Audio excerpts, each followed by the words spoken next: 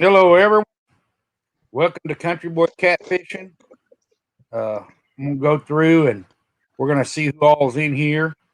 Bottom feeders hooked up. Welcome, Avid, Eddie Gross, JNS, Johnny. Hey, Johnny. Robbie,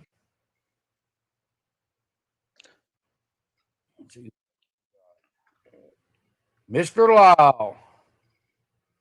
Lyle, thanks for coming in. Matt, want to be outdoors. Uh, Thomas, Laughing Cat Fishing. Ernie Brown, Robert Andrews.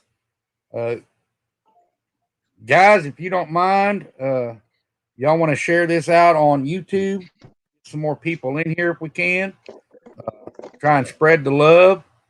I'm sure everyone welcomes and recognizes my guests. Fishing with the Chad, not the Chad, the Chad. The Chad. You got to get it right. Make sure you say Yeah. that right. Yeah, the People little get details confused. will get you. And I can't thank you enough for taking time out of your busy schedule. There's Miss D. And She follows me everywhere, brother. I'm pretty sure you'd follow her too, Chad. Hey, D seems to be good luck. She is. Even in the giveaways. There's Chris I know. Hooks and Hammocks, Mo Creek. Welcome, guys. D and Miss Betty seem to be just the lucky ones. They can win They no matter what. they tend to make people madder and fire because they have some of the best luck when it comes to that stuff. Yeah. But I'm not going to complain because I reap the benefits of being lucky. So Yeah. There you go. There's you another name in chat. I don't know if you can see chat, but there's Yep. the Chad popped in here. He said, not D's wife. So,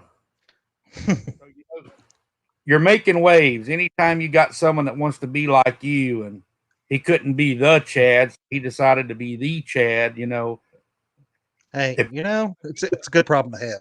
yeah, people want to be like you, you have to be doing something right. There's Big John. Welcome, Big John. Bernie Brown. I don't know if I caught him earlier. Uh, you know, I know in the catfish community, even when I come in, everyone was giving you a hard time, and they're like, "Chad don't catch fish. It's all D," or you get a lot of razzing from the guys, and I do. watching and paying attention to things, and there's Palmetto. Hey, Kevin, I could see the tables start to turn. Uh, to me, this is sort of a coming out party for you. I'm going to call it the year of the Chad.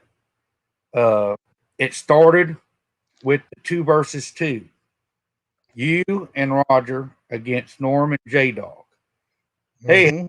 welcome. That was 4 very accomplished anglers. These are not rookies. These are not guys that never fished before. They were accomplished anglers. And I just want to point out in that tournament who was the first person to put a fish in the boat. The first So person. y'all know who he's talking about. Yep, the That first. was the Chad. Yep, the first person to put a fish in the boat was the Chad. Uh, I think that no one was really expecting that, and you went out there, and you and Roger and J Dog and Norm had a tough time. Uh, y'all kind of struggled a little bit, but you were putting fish in the boat. Uh, you didn't go out there and catch 50, but you were putting them in the boat. KY To be Crazy. fair, I don't know who was colder though. Us or the fish. It was like 10 degrees when we launched the boat that morning. It was pretty cold.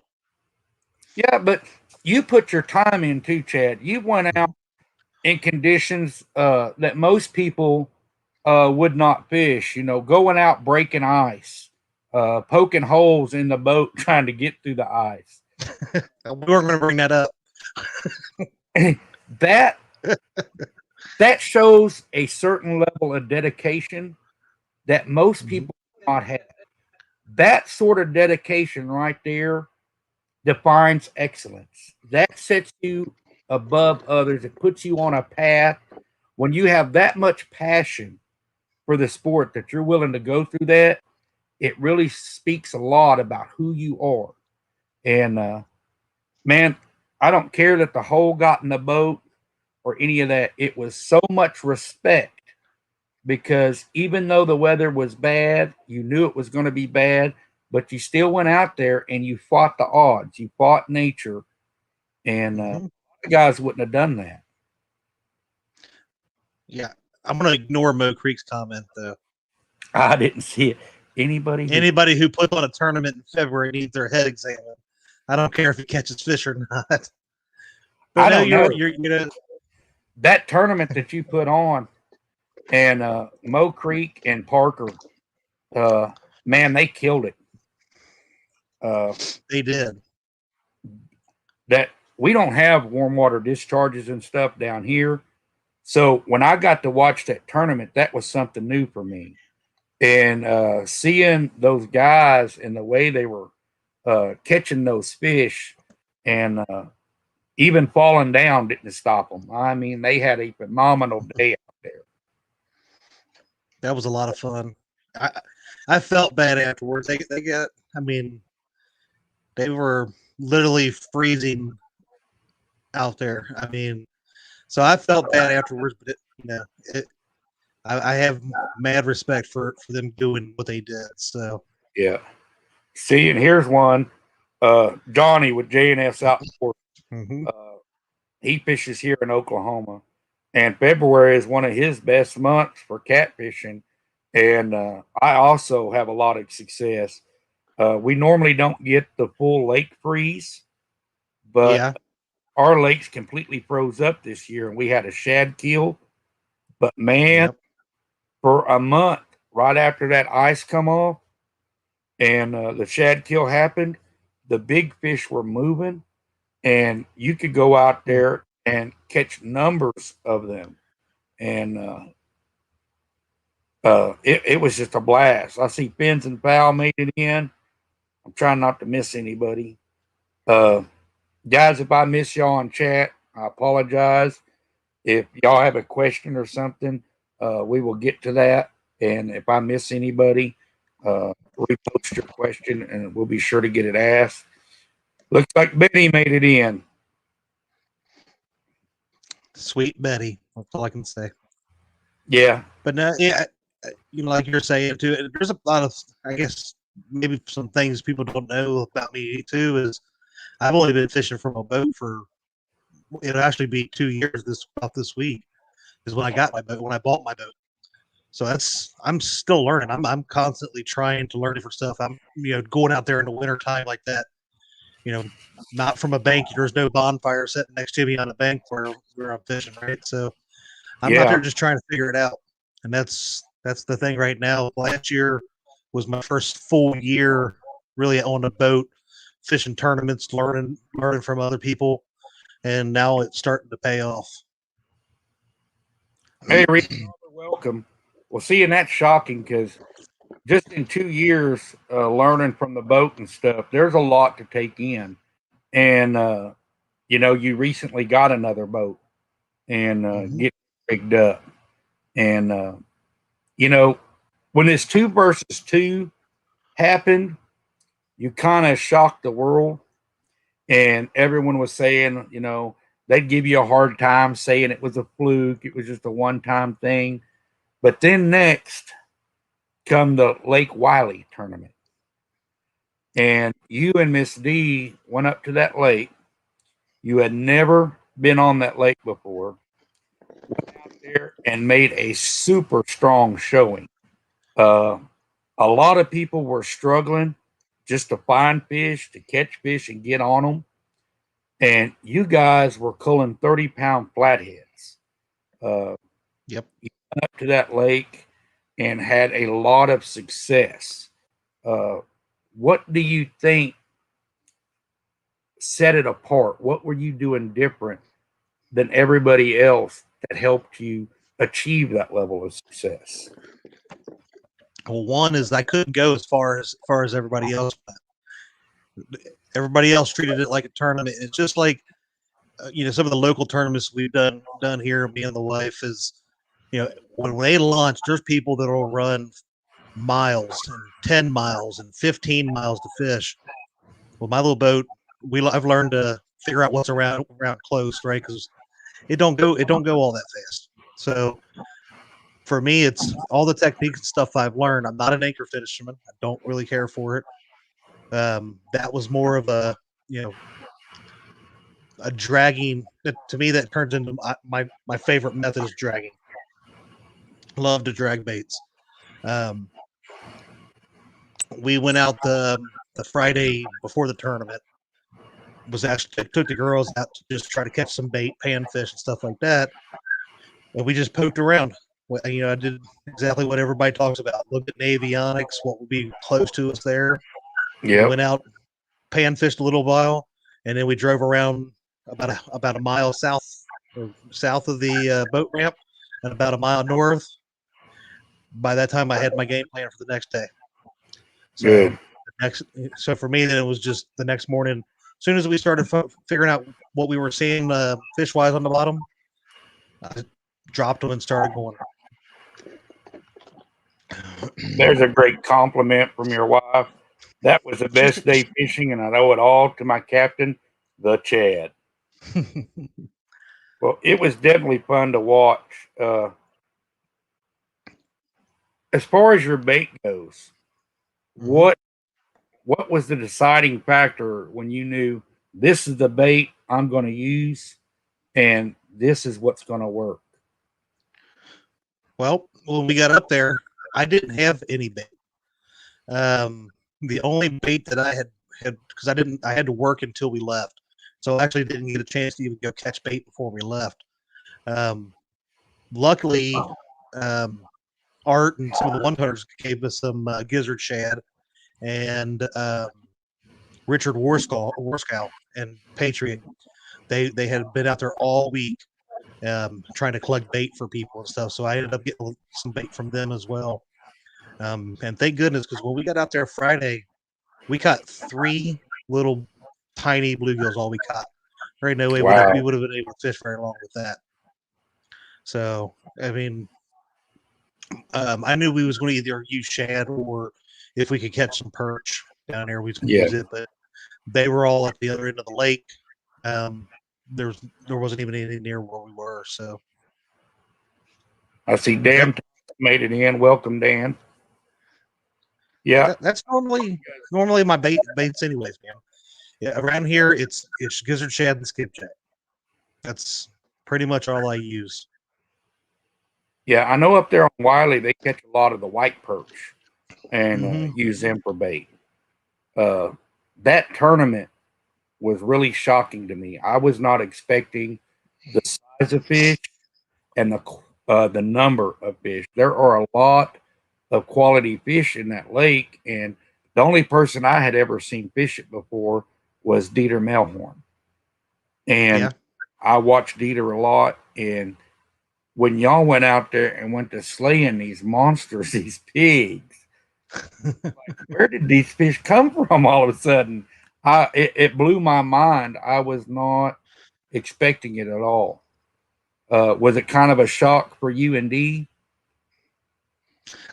Yes, and I thought we would catch a decent fish down there or two, but like I was telling you before the show, the first 45 minutes to an hour, it was actually probably about the first half hour. We had the 2 fish we weighed in. So by the time we caught the first flathead we caught was 34 pounds, and we had to put it back. So it was like that was heartbreaking because I was like, that was actually my PB at the time, So I was like, oh, when you got to put out back that big and beautiful of a fish, it's like I'd love to have been able to weigh it in, but it's a numbers game, right? It's just like any other tournament. Net method is you got to take the biggest fish. So within the first hour, we had both the fish we weighed in, the 34-pound flathead, and I think it was like a 18-pound blue cat, something like Yeah. that. So To me, it was great.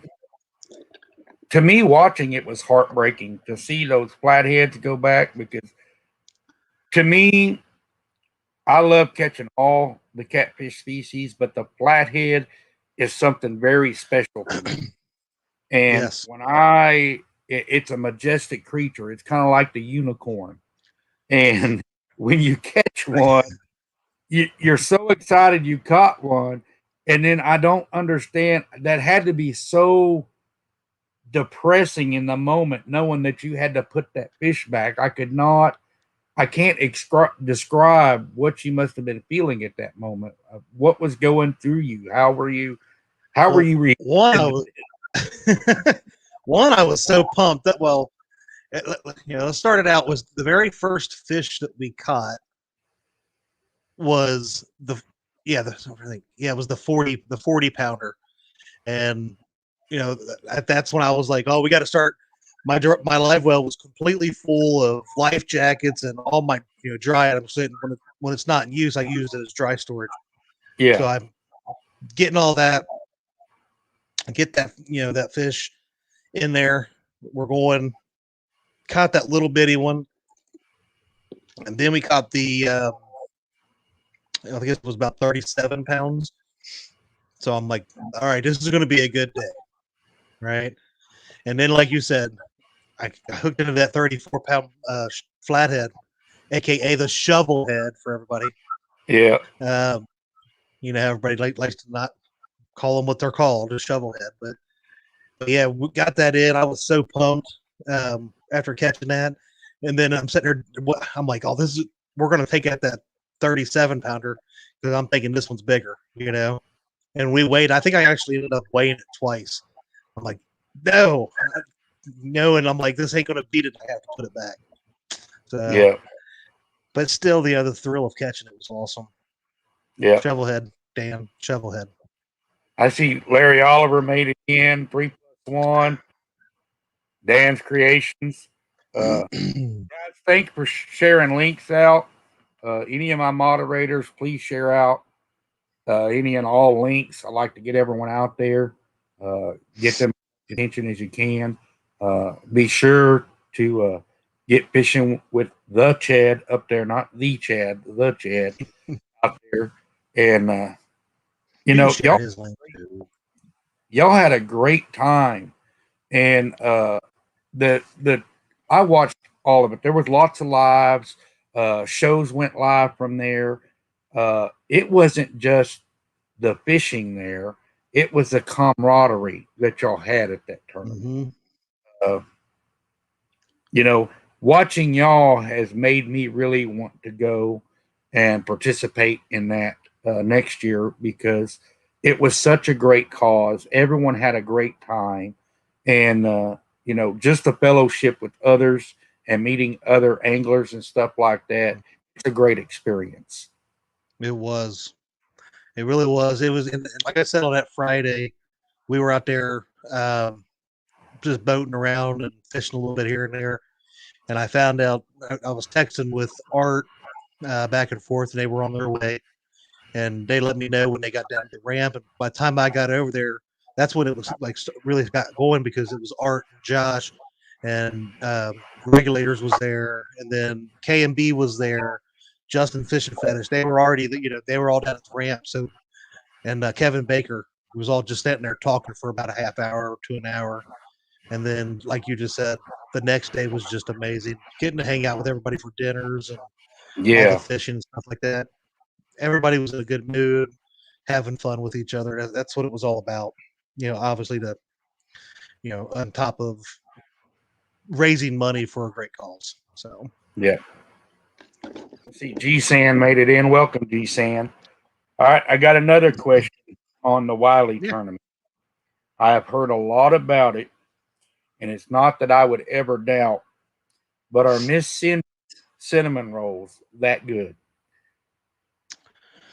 Well, we didn't have them at Wiley. We actually didn't get them till Mendota. You got So 'em at she Mendota? psyched me out by coming to Wiley and didn't even bring me any. But that's okay, because she brought me so many at Mendota and only brought other people like one or two apiece. But I got more because she likes me more than people like Mark and James Dockery and even her husband. So, but yes, they are amazing. Every time they get together, a meet and greet, all I hear in chat for a month before y'all go is she bringing the cinnamon rolls? Patriot. That has been a question for some time. Yeah. Poor Patriot didn't even get any at his tournament. Yeah. Mindy Hope, welcome. Uncle Lou, Dave Hamilton, well, yeah. Patriot, I ate one at Mendota for you. Chris said I didn't get any because of Chad. Well, I can't help it that, when she asked if anybody wanted the last of them and she held them out, he wasn't tall enough to grab the pan. I just grabbed it for him. So yeah. He's another short one. Is that one of them short fella? Like the old adage says, you snooze, you lose. That's right. Got to be quick. There's Miss Becca. Miss Becca made it in the house. KY Crazy, crappie cat angler. I've seen him once before. Thanks for stopping in. Wayne Huska, thank you. I hope I've pronounced that right.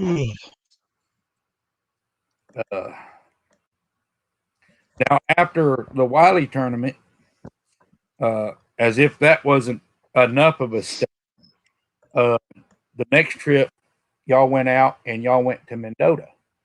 And yes, Mendota, from what I gathered from watching, is a completely different beast. It's a fairly shallow lake, and it's got lots of grass and stuff in it. Very difficult to drift. But I did notice that UND were drifting that lake.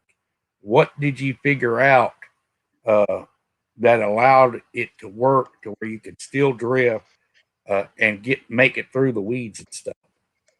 Somebody told me I couldn't do it. So that's all it was. Someone told you couldn't do it. Well, they said, it wasn't that I couldn't do it, that it probably wouldn't be effective.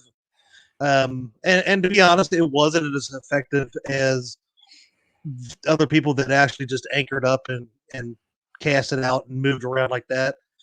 We didn't catch some of the numbers that some of the other people caught, but we did catch quite, some fish. So that was kind of my goal. And like you said, Mendota's it's a weird lake. So it's actually kind of broken up into two, where they call it Lake Cherokee on one side. Yeah. Because it's like a marsh. And it literally where we launched was a foot to a foot and a half deep for quite a big ways. And then once you get past the other end, it opens up into a bay that's anywhere between 2.5 to about 4.5, 5 foot. And that's the area where we did most of our fishing. But I have never seen so much grass underneath the water. We actually had to shut the motor down one time because just trying to get to Mendota because we had so many weeds wrapped around our prop. It shut my motor down. There's Mr. Robbie. That kid, I love him. He's awesome. Robbie's in here. Big Mike made it in. Ryan Bortz made it in. Welcome, everyone. Okay. Now, you told us that your favorite style of fishing since you've been on the boat, you've only been at it for 2 years, is dragging. Love it. Why do you like dragging the baits so much better than like anchoring or is it just because you're moving? That's one of it is covering water. It's you're always you always have to be paying attention to what's going on. There's, I guess the way to say it is, you never stop. You're always watching where you're going. You're watching your poles, making sure they're not getting hung up. There's always something to do, and it's the same thing with. And I know my wife loves this is suspend drifting. I love that too, just not as much as actually dragging baits. I think I have more success dragging baits than I do anchor. I'll be honest, I'm not good at anchoring either. So I'm good at locating the fish, but for some reason, I don't know. Even though, I've learned different stuff with fishing with Roger and some other people of, marking the fish, trying to set up on top of them. I'm just not good. I'm either overcasting or undercasting or something. They don't like when I anchor, but when I'm dragging baits, most of the time I do pretty well. But it's just a lot of, to me, it's not just setting back. If I wanted to set back, I'd go bank fishing again. That's kind of where I see anchoring kind of being. I like to be able to move and pay attention to the rods a lot more and what's going on. I think that's probably the biggest part of it. Well, and there's certain times of the year, just like when the fish are spawning, drifting or dragging baits is your best bet to get on them fish. That's the only way you're going to get on them. I mean, they're not moving off the beds. They're not coming in search of food. But when you can drift or drag that bait in front of them, a lot of times, even if they're not hungry or aggressive, they will hit it to get it out of the bed. Yeah. Yeah, you'll get a reaction bite a lot of times with it. Yeah. Now, when you're dragging baits, are you just free drifting or are you doing what we call a control drift? Do you go out and set waypoints and then go back and follow them waypoints, kind of like the channel edge, or are you just letting the boat go wherever? So when I'm trying to figure out what I'm going to drag, I'm typically going to look at areas where I know there's drop offs at different levels. So when I'm casting out, I'll have my two rods that are straight back, but I'm using the planer boards to where I'm kind of spacing them out to where I'm hitting different levels of the water. Yeah. That way, if I start seeing I'm getting hit all on the channel side where it's deeper, I'm going to move my boat over, and I typically will start in my area 25 to 35 feet. 35 seems to be my magic number, but if I'm seeing I'm getting hit on the inside towards the bank, and it's blue cats, not channel cats, because if it's channel cats, I'm going to move out farther and get away from them, right? But if I start seeing I'm getting really good over here, where it's probably about 20, 25 feet, and my boat's in 30 to 35 feet, I'm probably going to scoot that boat over on that ledge a little bit more and get on where the action is, right? That's how I'm going to fish most of like the rivers and stuff like that. And you're just using your trolling motor to control the direction of the boat and the speed. Yep, I'll get it going. When I get going, I always get my speed and direction going before I ever even throw a rod out. Yeah. Right? Get it going, know where I'm going, start getting the rods out. Then I'll start making adjustments as I'm starting to see what the bite's doing. But yeah. The only other time I don't do that is if I'm fishing. I'll do the same thing in creeks or lakes. So, what speed do you prefer for trolling? When you're dragging your baits, what is like your ideal speed? Right now, as water's warming up, I'll speed it up. I've really never went above 0.5, 0.6, but there are people they'll jet it up to mile 1.1, 1.2 even. If those fish are chasing, that's not fast for them, right? Yeah. I'm still learning, so I've not had I when I learned about it, it was in the winter time or the cold water months, slower speeds, 0.2, maybe 0.3. Water warms up 0.3 to 0.5, depending on what the fish are telling you. Yeah. But now I'm starting to learn more about, people are going to go faster if they're chasing, right? That way they can cover more water. Yeah. I've seen guys. That's the point. I've seen guys do the 0.5 to 0.7. I haven't seen people get up to the 1.2 yet.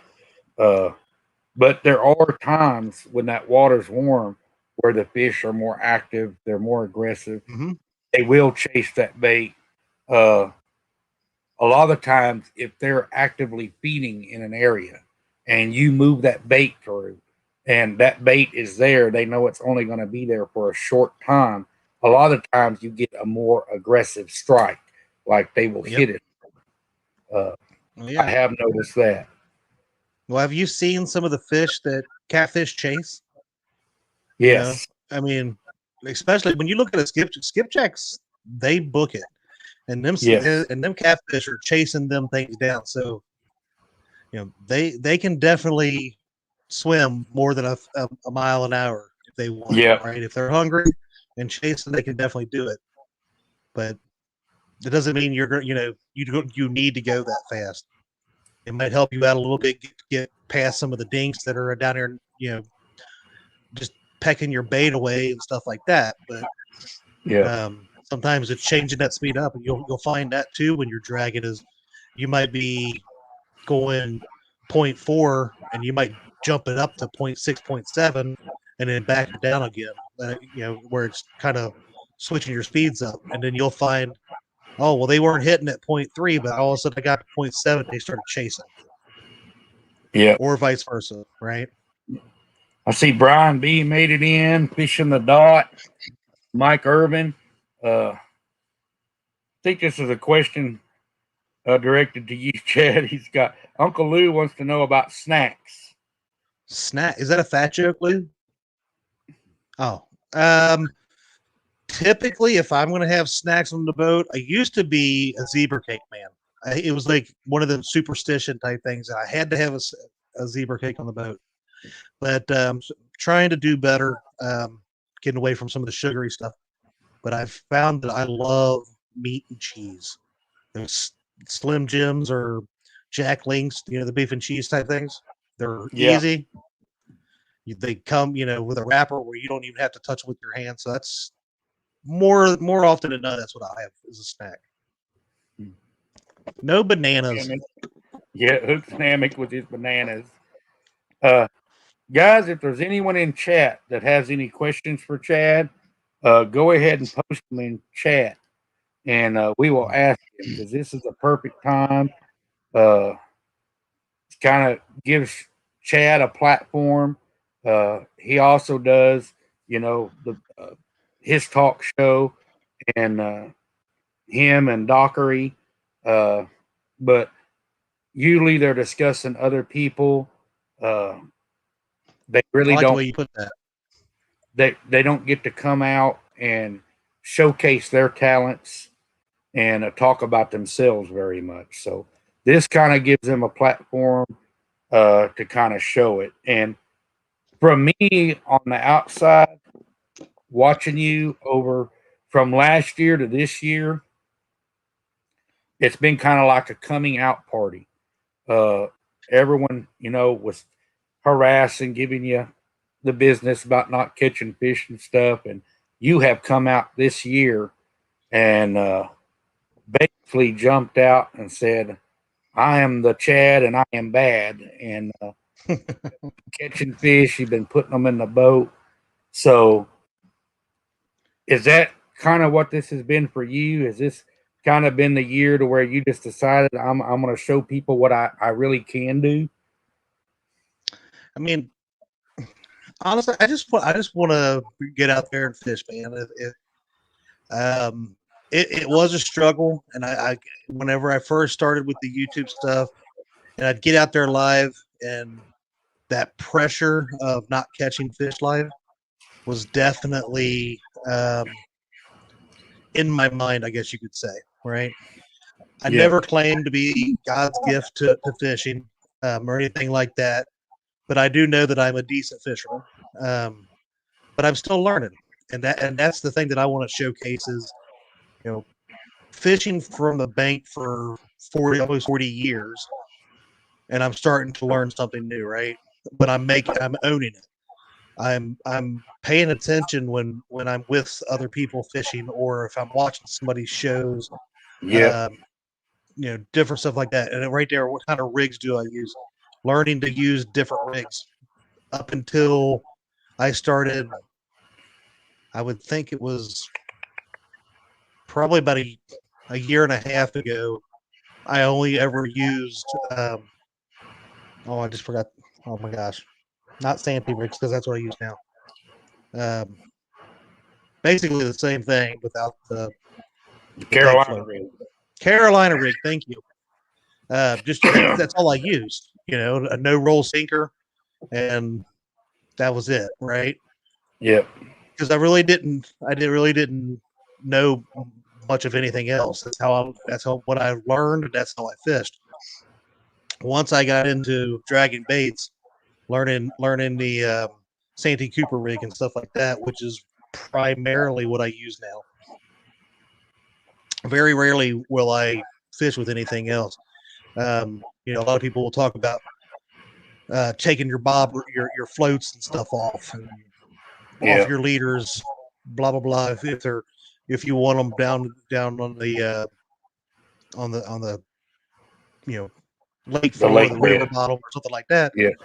See, I've already in my mind I changed. I'm like, why take them off? Just move them, right? If you have a 2-foot leader, all you have to do is adjust that float, and you're either going to raise it up, or by moving it towards your sinker, you're going to let it suspend back down to the bottom. So why even take them off?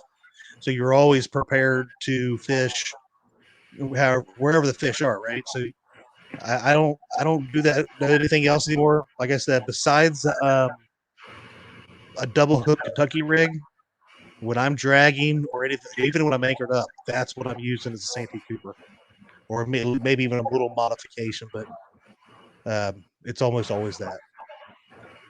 Another question is hooks. Do you like them close or far away from the hooks? Hooks. Sorry, I'm like, what? Hooks close or far away from my floats? Again, it just depends. If I throw out 6 rods that I'm dragging baits, right, and I'd say I put a float down towards the hook, maybe a quarter of the way, halfway, and I'm changing it up, and I start noticing that they're hitting the ones that are closer with the floats closer to the hook. That just means they're actually up off of the bottom and they're moving. That's more than likely why they're hitting those versus going down to keep them off the bottom. So yeah, again, it's figuring out what the fish are telling you. What is your favorite live / dead bait to use? If you're talking year-round bait, it's going to be gizzard shad. The hot summer months, it doesn't do as well around here. There are days where that's all you can catch them on. Most time from like right now till probably late fall, it's going to be skipjack. That's going to be my number one bait. I hear great things about mooneye, but I've never caught and used mooneye, so I don't really. I hear it's great, but I've just never used it. I'm not a big bluegill fan unless I'm fishing in a lake that doesn't have anything else. That's when I'll use something like bluegill. But for the most part, it's going to be skipjack and gizzard shad. Yeah, down here we don't have skipjack. It's the gizzard shad and the bluegill. That's mainly what they feed on. Yeah. The only problem with the bluegill is everything else will eat them too. If you're down here and you're fishing a lake and it has largemouth bass in it, you may catch a largemouth bass on that bluegill. Yeah. You just never know. Johnny with J&S Outdoors, what bait would you use if you could only use one bait for the rest of your life? Gizzard shad. That would be my answer too. I love the fresh gizzard shad, and I prefer fresh over frozen. I think it works better when that blood is fresh, it's bleeding. That bait fish is still giving off signals, the electronic impulses, and I just think it works better. Frozen bait to me is if I cannot get anything else, and there are times where I can't get anything else, so I have to use frozen. Well, see, and that's the thing too with gizzard shad. gizzard shad is so plentiful all across most of the country, right? Mhm. And what you were just saying, skipjack is only in certain areas along the Mississippi, the Ohio, and some of the tributaries that it feeds off of. Besides that, you're not going to go out to somewhere like Lake Wiley and find skipjack, or up the Kerr Lake or the James River. Yeah. You're not going to find them. Yeah. But almost every one of them you're going to find gizzard shad. Yeah. So, I want to make a trip just to catch skipjack and use them for bait, just so I can fish with them at least once. Bottom feeder hooked up. He said, that's my problem, the pressure of not catching fish on a live. What advice can you give him as far as that, Chad? Because we've all went through it. stop beating yourself up over it. How many times have you went out fishing without a camera and had the same kind of luck? Fish will come, they will come. It's going to happen. But you get so caught up in that. And I'll be honest, the other night, Saturday night, we went live for an hour and a half. Never seen a bite at all. Yet when I reeled the reels, when I reeled the rods in to move over before we left, I was missing some bait. So apparently I did get a hit. I just wasn't paying attention, right? So you just got to pay attention. Just do what makes you comfortable. Make sure you're not trying to change anything to prove a point or whatever. Focus on the people that are right there. You have over 30 people in chat right now. Make sure you're talking to them and enjoy yourself. That's the biggest thing. Making sure you're enjoying yourself and out there. Because most people, they want to see you catch fish, but they also want, the entertainment of having a conversation with you like they're there with you. Yeah. The fish come, man. There's going to be days you're going to get out there and you're probably going to catch 20, 30 fish. There's going to be days you might catch nothing or one the entire time, or you might have a day like me and D had end of last year where we caught 4 fish in the first 15 minutes we were out. So we decided to go live. I went live for 5 hours and never caught a fish.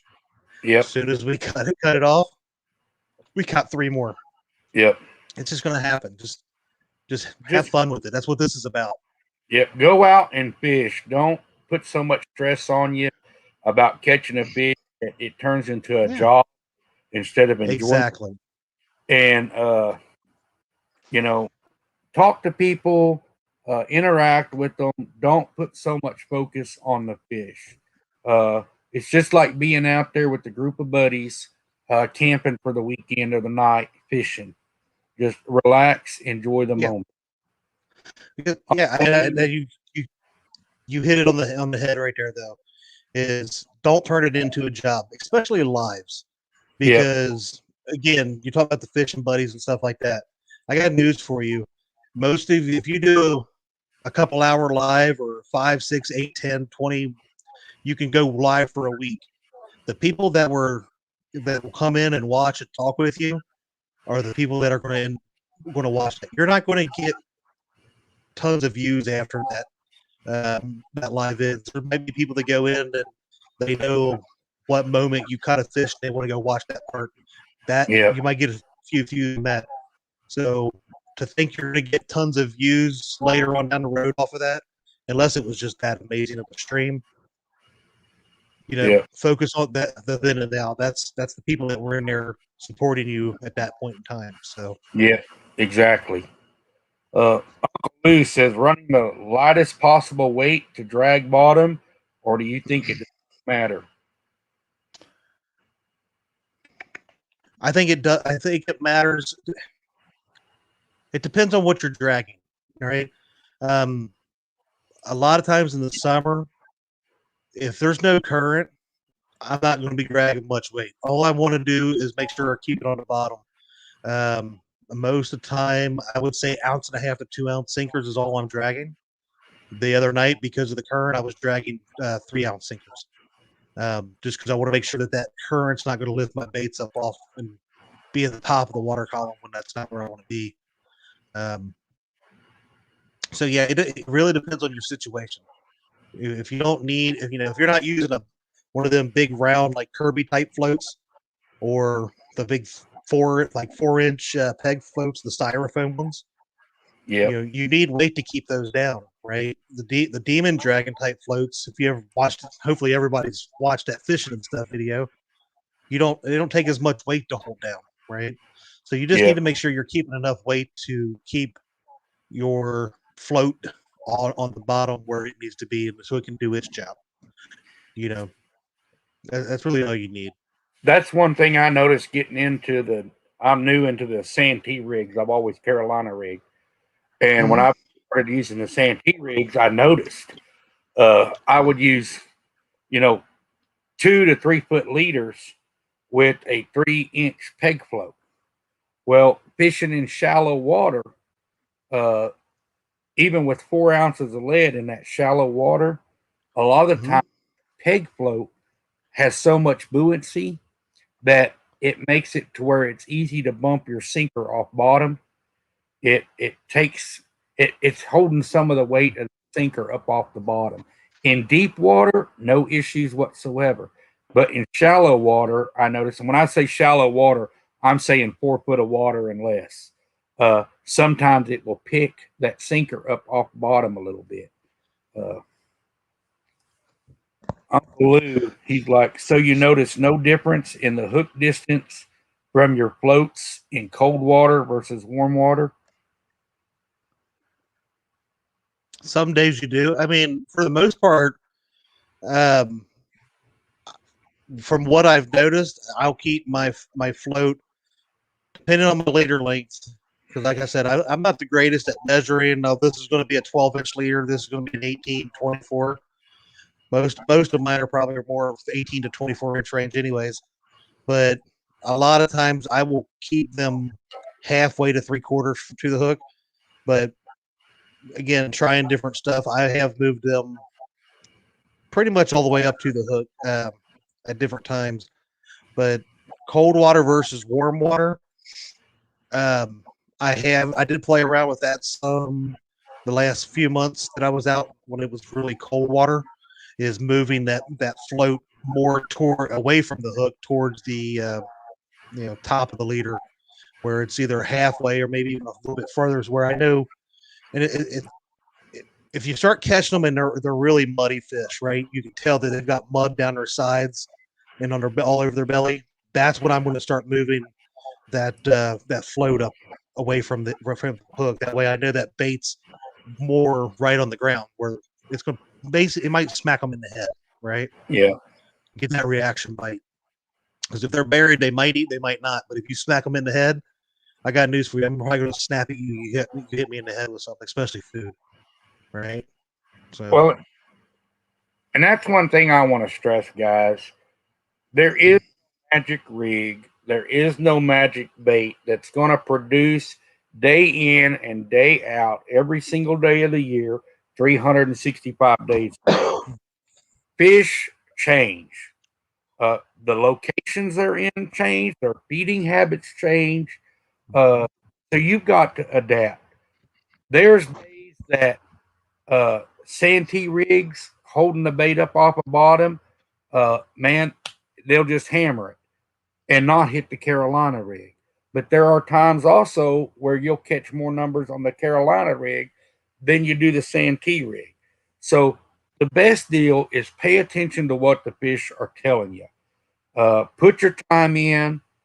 Pay attention to what's happening on the water because you gather that information to where you can determine what these fish are going to be doing next year or later on in the year under the same circumstances.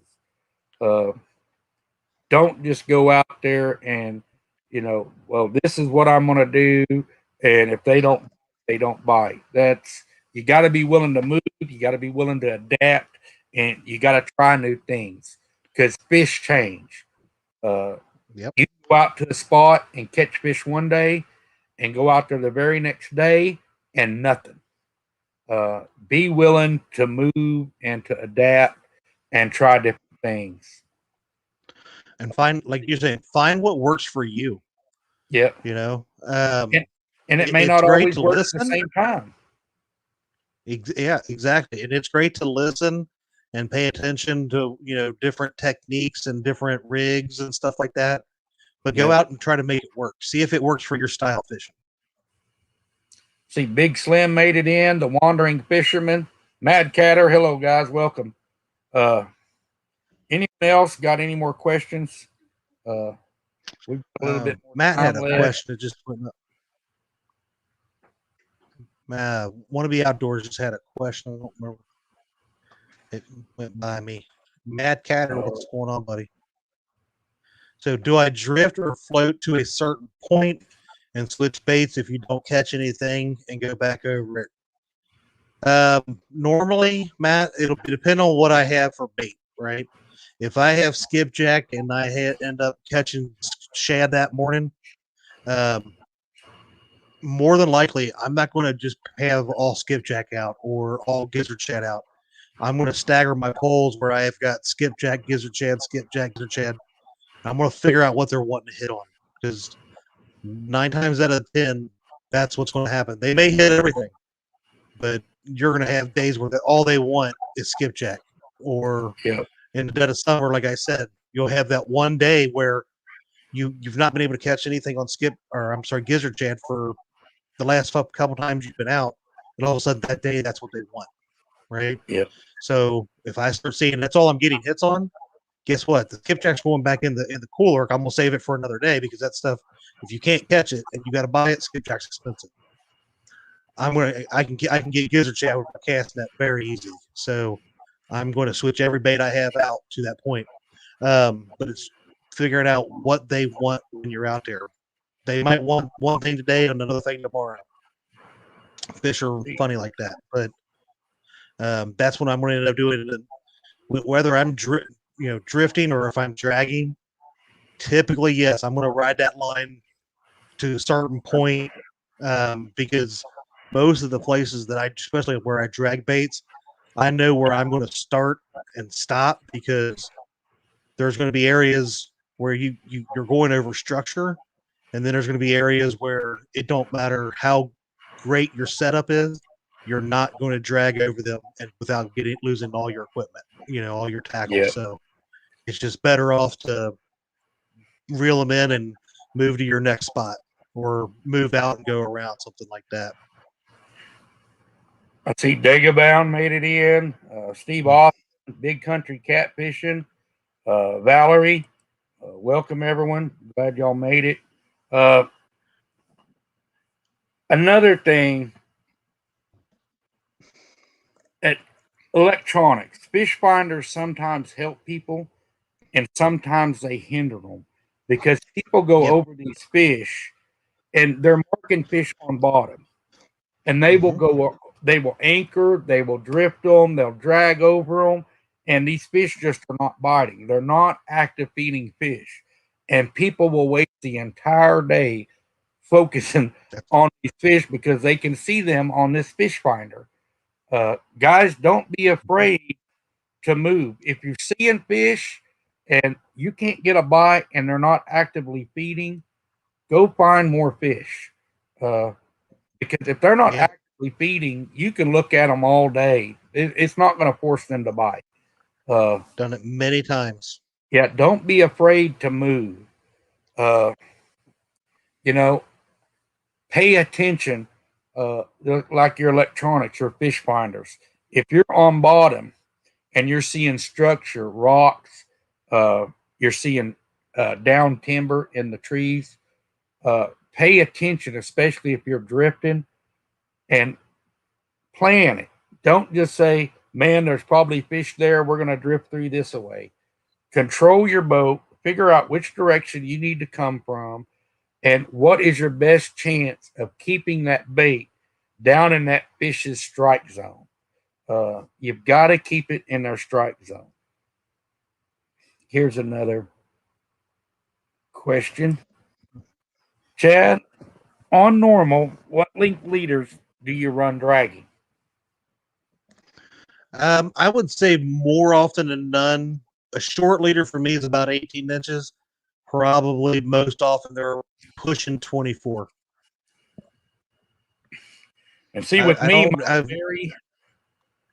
yeah, mine very dependent on the bait. If I'm using cut bait, I'll use a shorter leader. But if I'm using live bait, like big bluegill or something, I'll tend to give bigger leader to where they've got more room to swim. Makes sense. Ace Catfishing made it in. Hello, Ace. But that's about the only thing I do. Another time I will shorten my leaders is if I've got cut bait on there and they're hitting it and they're only running maybe 6-7 inches and dropping it, I'll shorten that leader up to give them less room, to where instead of me sitting down there and jerking the rod like the traditional J hook, I just create less slack for that fish to move. And sometimes you'll get them with that circle hook. It'll go ahead and hook them before they get a chance to spit it. Let's see. Let's see. Drag pumps, ledges, or flats, and what's the timeline that you fish them? I fish them all.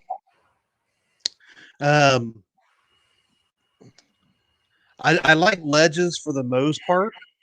Humps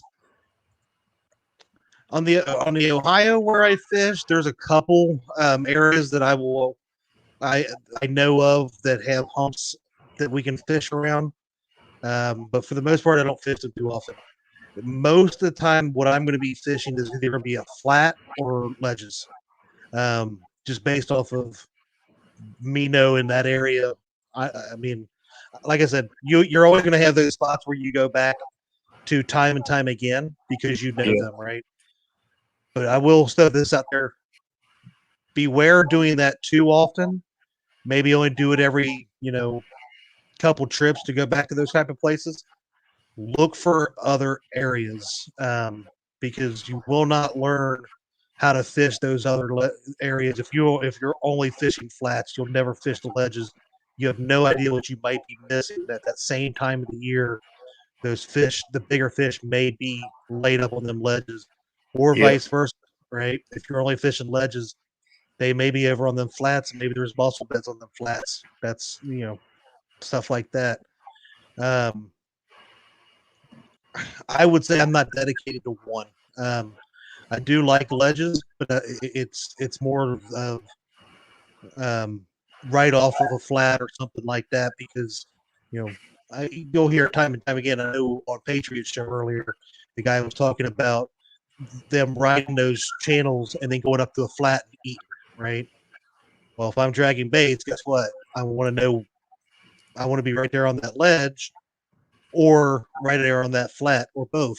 And that's going to be, most of the time when I'm fishing, so I want to be right around a flat like that, right? Because they're going to get up there. If that bait fish are up there, that's where they're going to be feeding. The Art from One Ton made it in. Matt, want to be outdoors. Which do you prefer to use, bobber slides or quick clips? What bobber slides? Are you talking about the sinker slides? He's got sinker slides.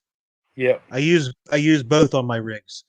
So I use well, I don't have them on me. Hopefully, we're talking about the same thing. I actually did a video on the quick clips a while back, but I will I'll put my sinker slide above my leader, right? And at the end of that line, I will tie on a quick clip. So I always put my sinker slide above the leader, right? And then I will tie my leader. I have my pre-tied leaders, and I actually just hook those onto my quick clips.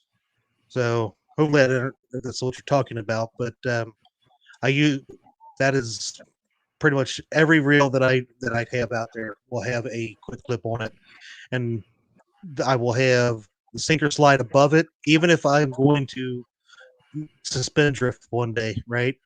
Because I can always switch over from one to the other, either a Santee Cooper rig or a Kentucky double rig. Yeah. I use the Kentucky rig. I use it all the time. If I'm suspending rods off my boat, I'm using the Kentucky rig. That's a good statement by Ryan Bork Yeah. there too. 90% Yeah, of he's a lot smarter than I am. yeah. It's not as pretty. Water. I love fishing the shallow water. I fish shallow water more than any water because the fish fight harder. It's exciting. A lot in 4 foot of water. When you hook that 40-pound fish, as soon as you set that hook on him and he feels that tension, he'll roll and that tail will slap and start smashing water. I love it. It's almost watching it like people watching bass blow up on topwater lures. You get that instant explosion in that shallow water, and man, it is definitely exhilarating because as soon as you see that tail come up, if you've caught fish long enough, you know how big that fish is just by the size of that tail. And it's that instant adrenaline rush where everything dumps, and man, this is a good one. Well, it's awesome too because the 40-pound blue cat that I caught at the beginning earlier this year up here off of the Ohio, and the 21-pound channel cat that I caught at Mendota, both of them were shallow water, right? So it was like 3 foot of water for the channel cat, and I think it was like 7 or 8 foot in the that blue cat. And there's no place for them to go but sideways. Yeah, they can't swim down, they can't swim anywhere. So the fight just amplifies in shallow water. It's amazing, and to see them do like tail stands and stuff is pretty cool. Yeah.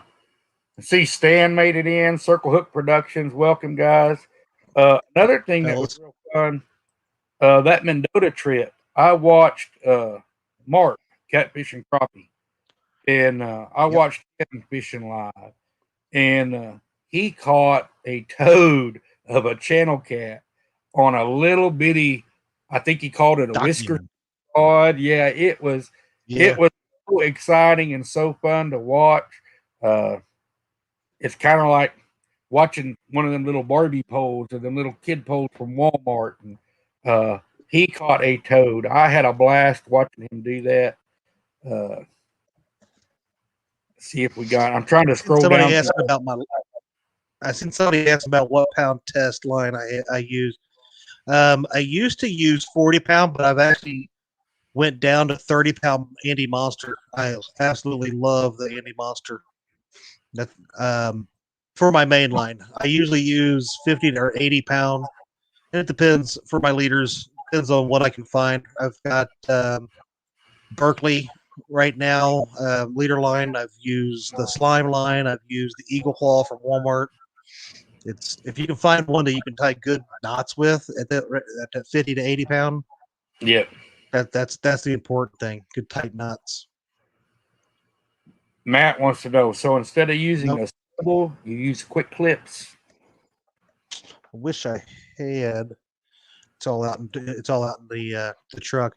On my leader I do use a swivel. So I'll have a snell knot on my hook, my float, and then at the end of that I'll have a swivel. And there's my boy Mr. Muskrat that taught me about the quick clips.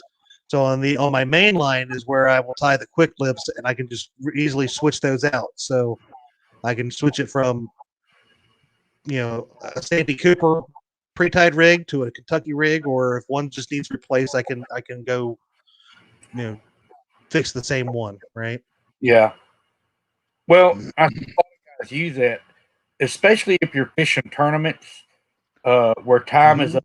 Since stuff like that saves you time, where you're not sitting there redoing rigs and stuff, you can switch from one to the other. Stuff like that is critical because you save a lot of time, and the more time you have bait in the water, the better your chances are of landing fish. Mm-hmm. I'm a firm believer, especially if you're going to a lake, more than likely whatever rig you're going to use is what you typically would use, right? But in a river, especially the Ohio, you might be looking at the outflow and this and that and think it's going to be perfect for dragging baits today, and get out there and you have such current that you have to switch it up. So that's Yeah. another reason is, even if I'm fun fishing, I want baits in the water as soon as I can. So Yeah. if I can take a couple seconds off to not tie another knot, there we go. I'm getting poles in the water faster. Yeah. And Roger, thanks for coming in. A lot of people fish for different reasons. My mother, my wife can go out there and sit on the lake, and they will sit there all day, and they don't really care if they catch a fish or not. Me, when I go fishing, I have got one goal. I am there to catch fish. If I'm not catching fish, I have made a miscalculation. There is an error. I have done something wrong. I need to figure it out. Why am I not catching fish? I don't go just to sit and relax. I want to go and I want to fish. I want that fish to get my adrenaline going. I want to feel that rush. And I am very serious with my fishing. I don't eat when I go fishing. I take me something to drink. I don't snack. I don't mess around with anything. My wife, she drives me nuts sometimes. She will sit there and be texting on her phone or playing one of her games, and the rod Mhm. would go, and I'm like, man, you got to put that phone down. You're either playing games or you're fishing. And I'm just like, focus, focus. Uh, but I love her. She's a great fishing partner. All you guys out there, like you, Chad, and I know Roger, if you're lucky enough that your wife will go out and fish with you, guys, it's great. I love it. I also love watching y'all's wives fish with you and Janice, Roger's wife. Uh, Yep. he both. They have a lot of passion for fishing. If that rod goes down and you are not on your game, you better be out of the way because they will be on that rod. Mm-hmm. Uh, Yeah, and it's not always been that way either.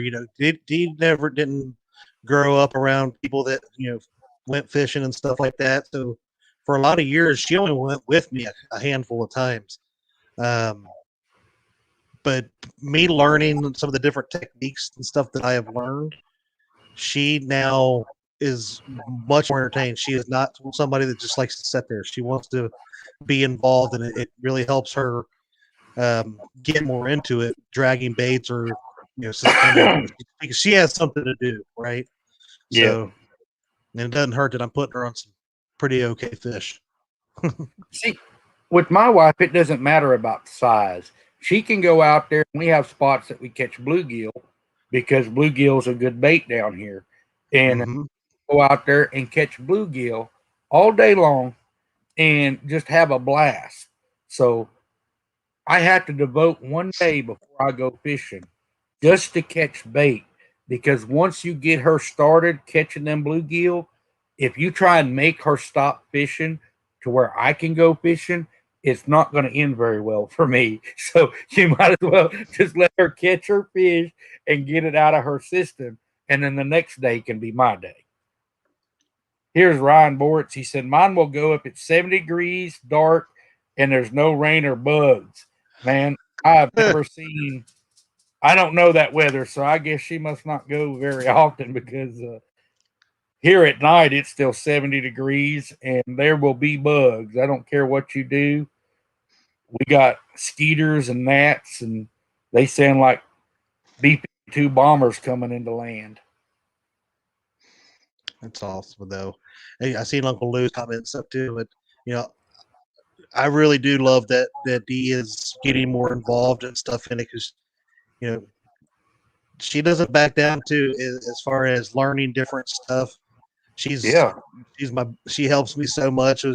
We went from it'd take me a half hour, 45 minutes to get the boat, prepped when I'd go fishing or break it down and stuff when we were done and all that kind of stuff. Yeah. Man, she cleans the boat up. She has everything just right when we leave. She's always helping me, get bait and get it out, getting the rods ready and stuff like that. the more and more she goes, the more and more she's wanting to get involved. I do love it. We're becoming a bigger, better team Yes. when it comes to actually fishing and doing different stuff. So it helps when you're on the water. Fishing the dot, that is exactly right. If they would teach this in high school, these young guys would be a lot happier.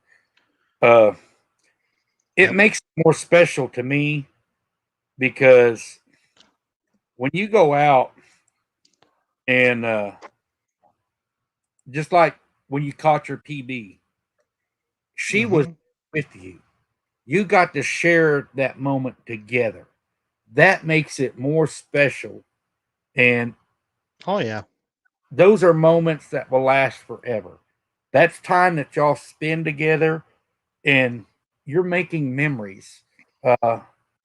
When our bodies give up and we have no more strength to go, those memories are what we're going to have left. And that's what's going to keep us driving and moving forward. absolutely agree.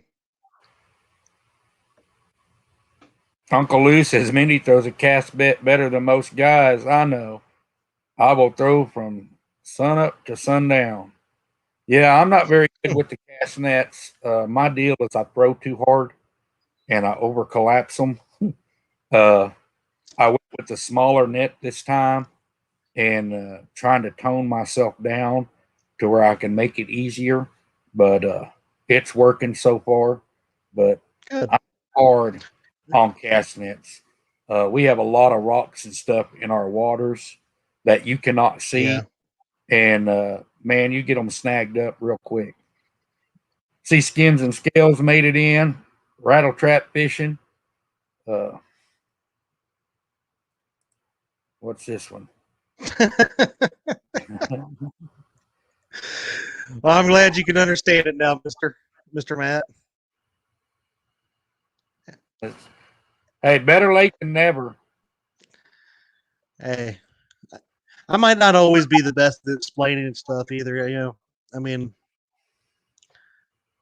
Well, long days, you get tired. They call it growing pains. It's a learning experience. We all have them. It is. I don't know if I said hi to Stan. I know the Stan's in here. I think he did. I ignored him because that's normally what I do to Stan. At least that's what he says. I seen him in here earlier when he said he was lurking. So Art's in the house. If I ever tried, I have think no I idea have. what that is. I don't know. Yeah, I'm not sure exactly what that is. Can you send me a picture of him, Lee? Yeah, I've never seen it either. Or if I have seen it, I didn't know what it was. Yeah, I'm not sure exactly what that is. It's not familiar reading it.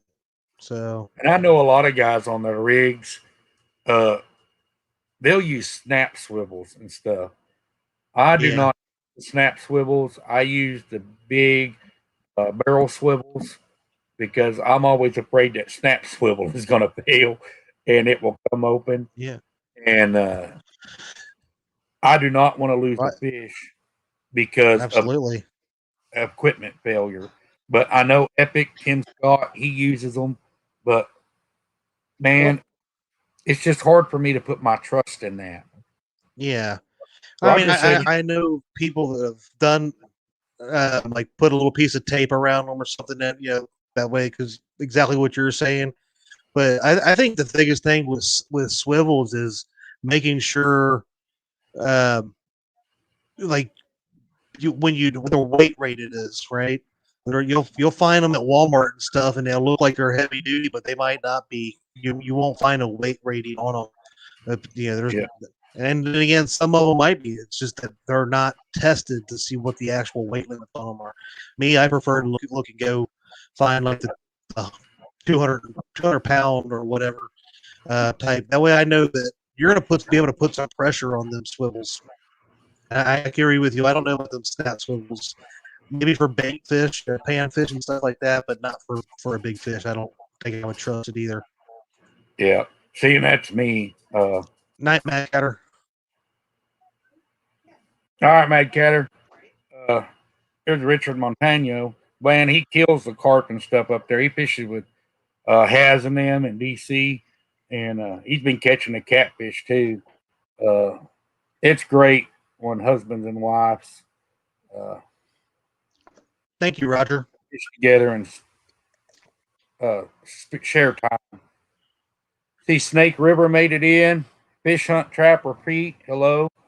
Uh, guys, if y'all have any questions, feel free to shout them out so we can get Chad on with his evening. I know he's tired, he's exhausted, and I can't thank you enough, Chad, for taking time out of your day when you could be resting to come on and do this show with me. Brother. I just thought it would be a great time. I just wanted to get some respect out there, let you kind of tell your side of the story and see how things are from the opposite end because y'all have been doing a great job. And like I say, that tournament y'all fished on Wiley was amazing. It was great to watch. And I like to pay people homage and respect to where they understand that what they're doing it's important. It means something to somebody. We are taking notice.